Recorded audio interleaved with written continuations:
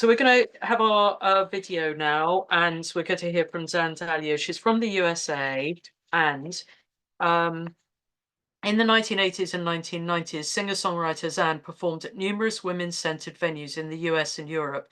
She now makes music and videos in the digital realm.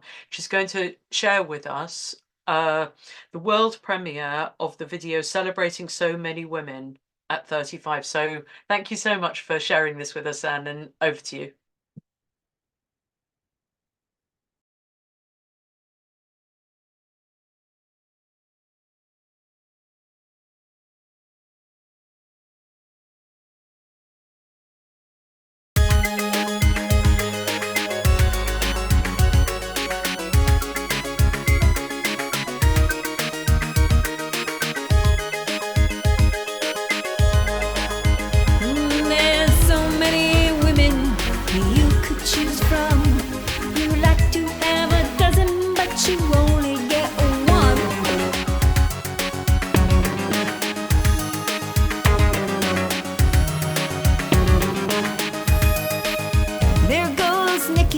She's always dressed so fine.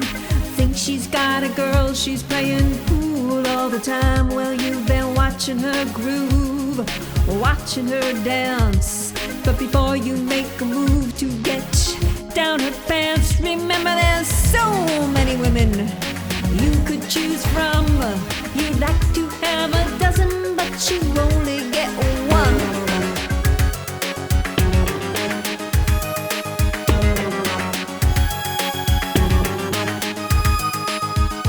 Keeps the coats hanging nice and neat.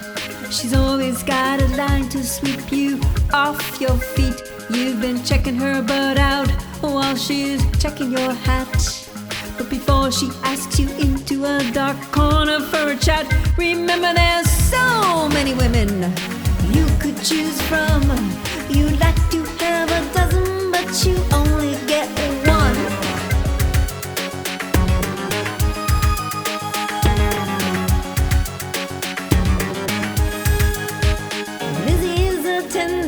She's serving booze all night.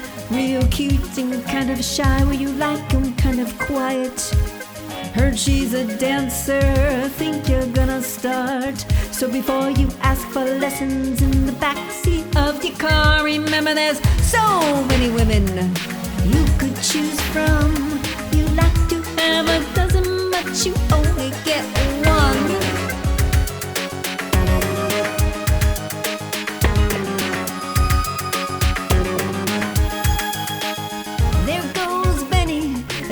She's here from France. Well, what you've heard about those French girls, well, you gotta take a chance.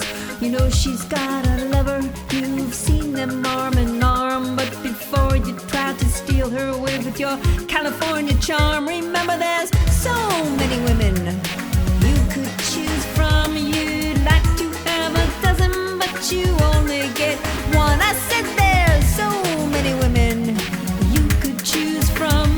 You'd like to have a dozen, but you only get one.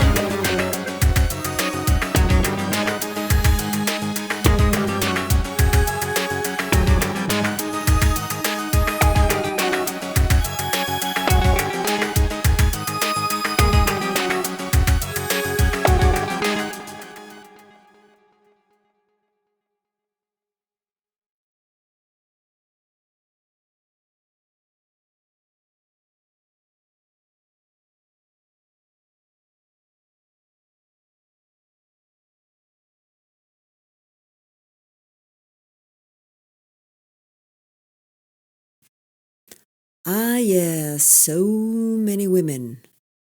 In the background now is the original music track to the video, the song I wrote and recorded in 1988 in the apartment there to the right. It was my second cassette called Take One Finally. The track you heard during the video I just recorded 35 years later. How did the song come about? Well, soon after I had come out, I had found the flame, and yeah, there were so many women to choose from. Then I was gigging regularly in Cafe Spark, which was adjacent to the disco, And that's when the vignettes came into being, all taken from my observations. Liz was a bartender who I did think was very cute. Mary the coat check was a flirt. Benny, whose name was Benedict, was simply striking, and there were always women dressed to the hilt like Nikki.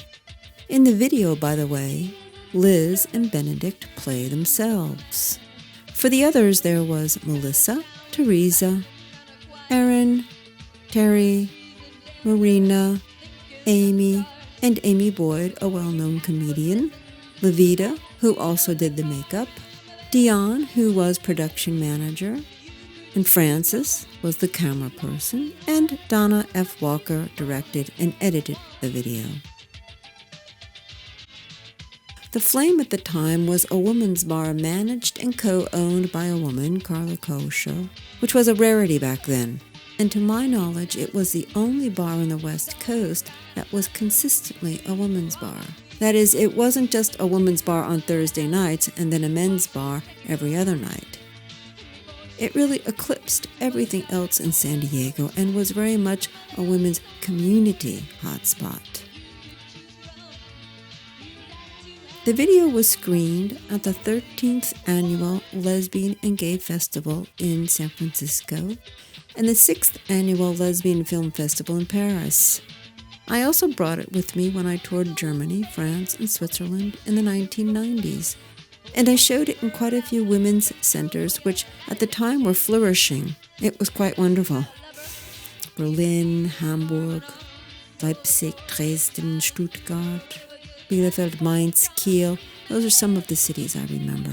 So it circulated quite a bit and is now on my YouTube channel. Well, it's 2024.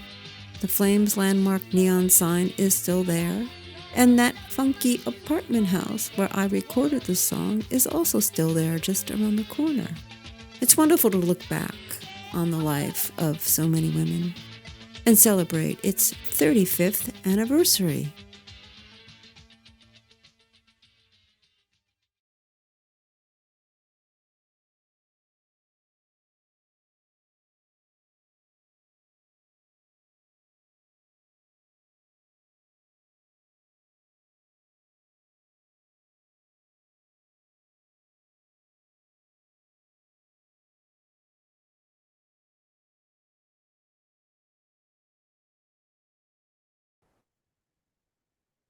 I released this video this year at the 35th anniversary of the original video, in time for Women's History Month. I just wanted to give some background, and then I'll introduce my co-makers of that video, or rather not some background, some current background. As it said in the video, it's all archival material, and I want to publicly thank the Lambda Archive, which is an LGBTQ plus archive in San Diego. I deposited all of my materials in the archive in 2012. And they've been wonderfully supportive, the director, Nicole, and the archivist, Dana, in not only making a space for archival material of our history, but also in promoting this right now in its 35th year. We're going to be doing several other events around it. They're very excited about it.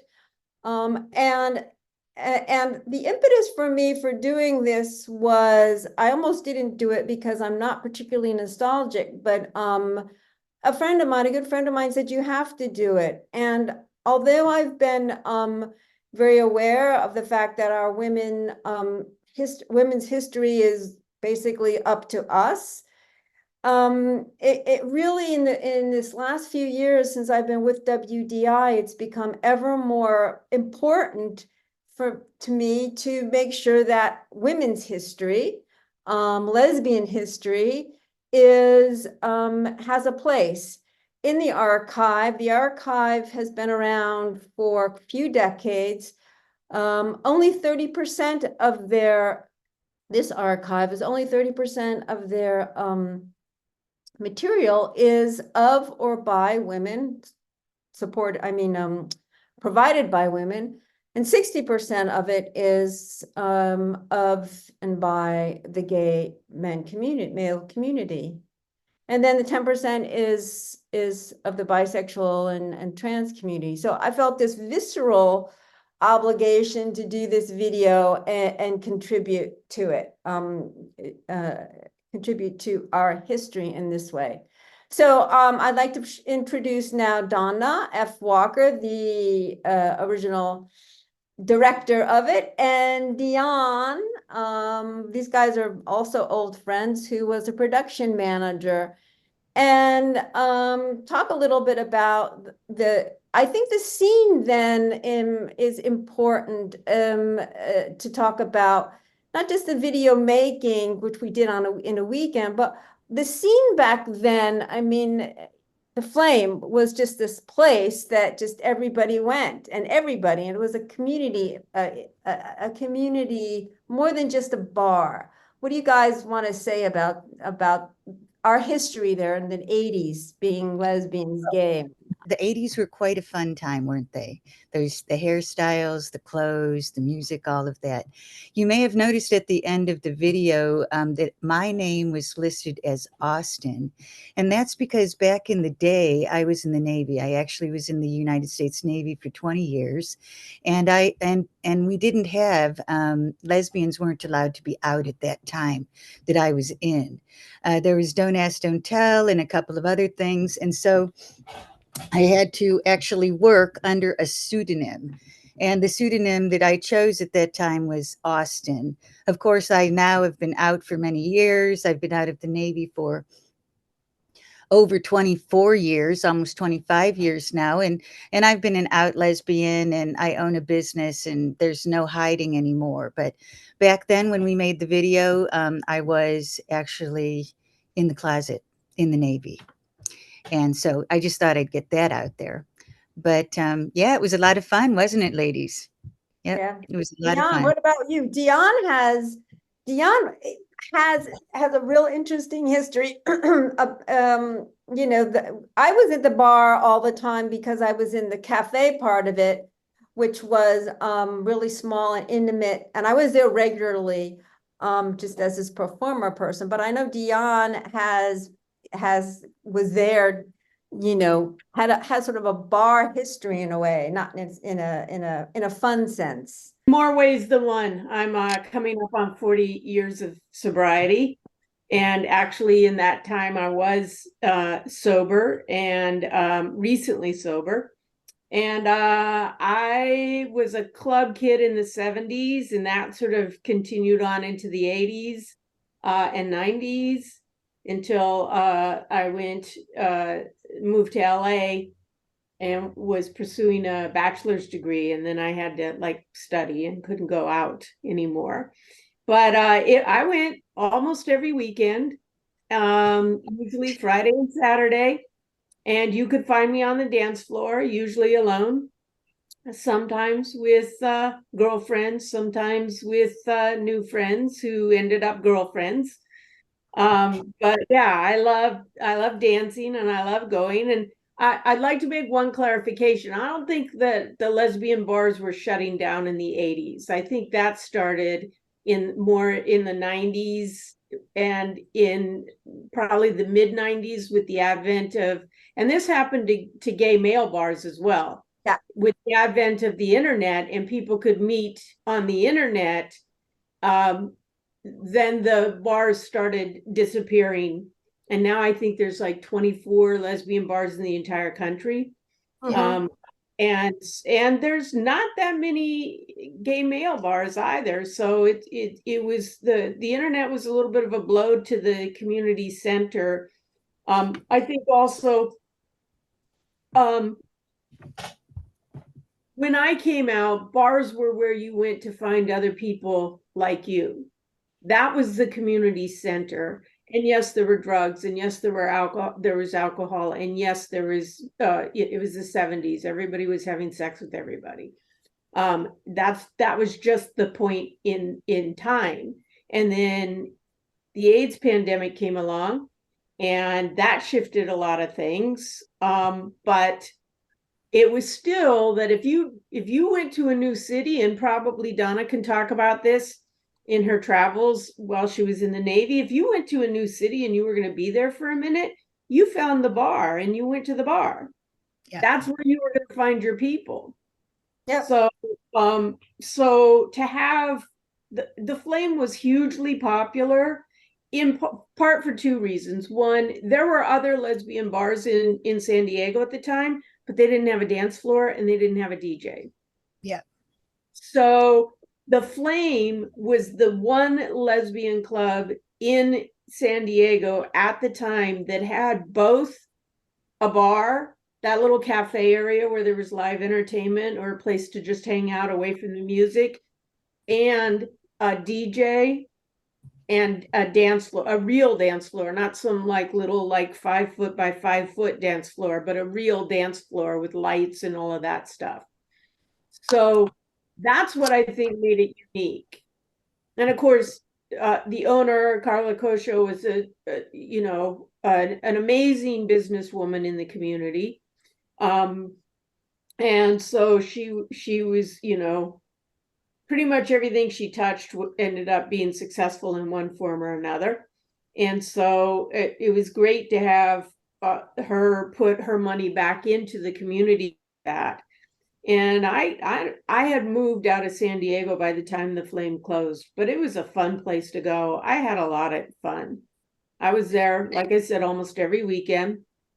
And the music was great, which was my main concern because I didn't drink.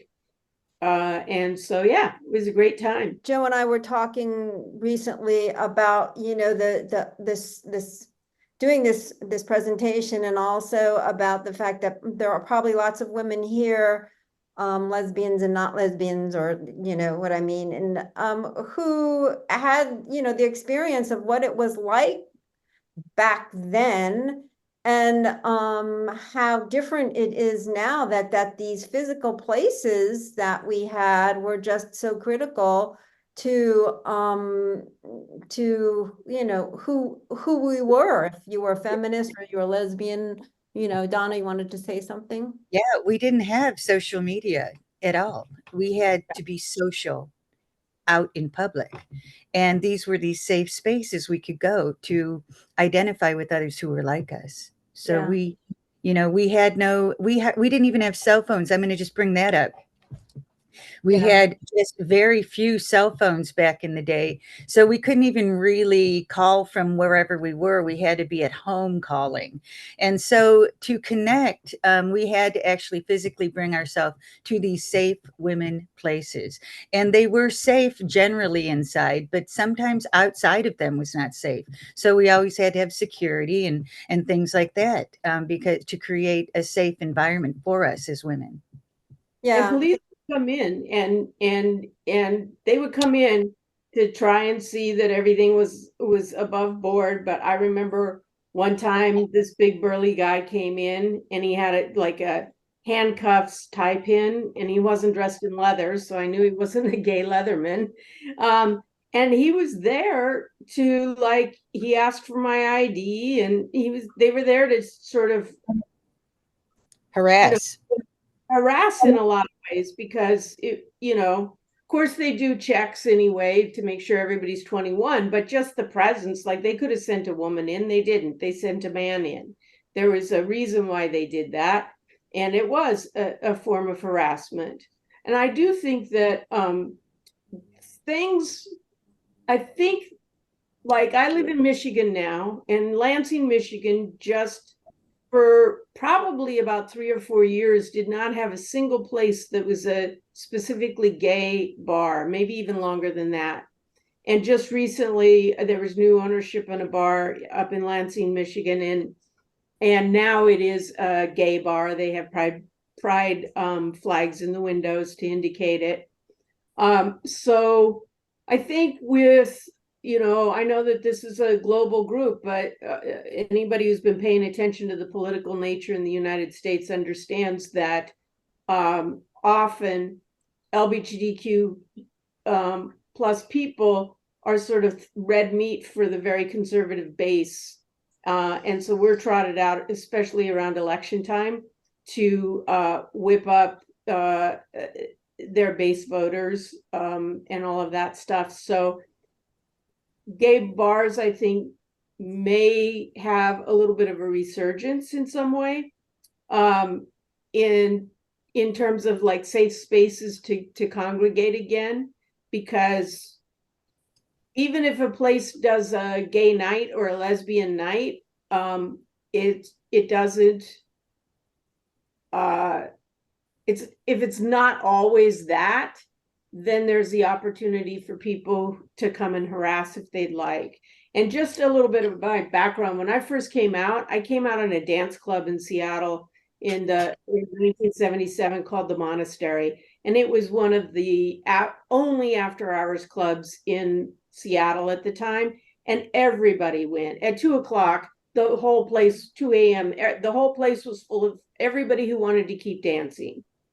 And so my experience of coming out was coming out in sort of this pansexual environment. The first time I went to a lesbian bar, I thought I was going to get beat up. I didn't know how to act. And in my particular world, I prefer that kind of like focus on the dance kind of vibe. Everybody's welcome, be chill, enjoy the music kind of environment. Understand the importance of having specific spaces, not just lesbian spaces or women's spaces, but gay men's spaces. When women, gay or straight, go to a gay male space, it disrupts the interactions and the relationships that they want to have. And so being aware of the gays, the not the gays YS, but ZE, of sort of the normative crowd affects the environments that are specific to a particular group. Yeah, I like well, when we can all come together, and I like it when I can be like, let me go find my people for like a while, and then I'll come back out to the world. yeah. I mean, there's so much to, oh, go ahead, Donna. I just wanted to bring up the fact that the fact that Zanne made a music video, the music is a communication tool that can be used across all platforms to all within the general straight, gay, bi, anything. The music will transcend. The music will get the word out about women loving women in a way that is usually accepted a little bit easier. It kind of ingrains, it kind of marinates in the conversation. The music marinates as you listen to it. It gets in a softer way in some ways. And so I think that the fact that Zanne chose to make her points and stand on her soapboxes in so many ways in her life. I've known Zanne for many, many years, as you too, Dion. But it was a way to also get her word and the feminist word out in a different platform. Yeah. You know, there's so much history there's so much around this that it's not impossible to get at it in this moment or in any other moment. And but what I also want to do is just it also, and then I'll give it back to Joe, is this sense of being an elder now. It's just come to me through you doing this video and working with the archivists, who are of course much younger than I am. And it really brings to the fore how important it is to contribute to archives. I mean, they take personal things. It's not just about having something out there that, you know, like being a musician or whatever. And how important it is in this historical moment to contribute to preservation of our history, to writing our history, to pass it on to younger women, gay women, lesbians. That's how I know who I am, from reading and basically following all filmmakers, authors, all artists. I'm always looking for and always have looked for voices of women. And so I want to close with that and thank you both for coming. Could I add one more thing real quick? Yeah. I want to point out that Zanne is a vanguard in the sense of writing her own music, recording her own music, doing her own DIY video before that became the norm as it is now, where you can sit with a computer and in a tiny little 25 key keyboard, or not even anything at all, just a digital workstation, and make your own music. Zanne was doing that in the 80s. And I think that that's a testament to her skills and talents. And I'm DJ Harold, by the way.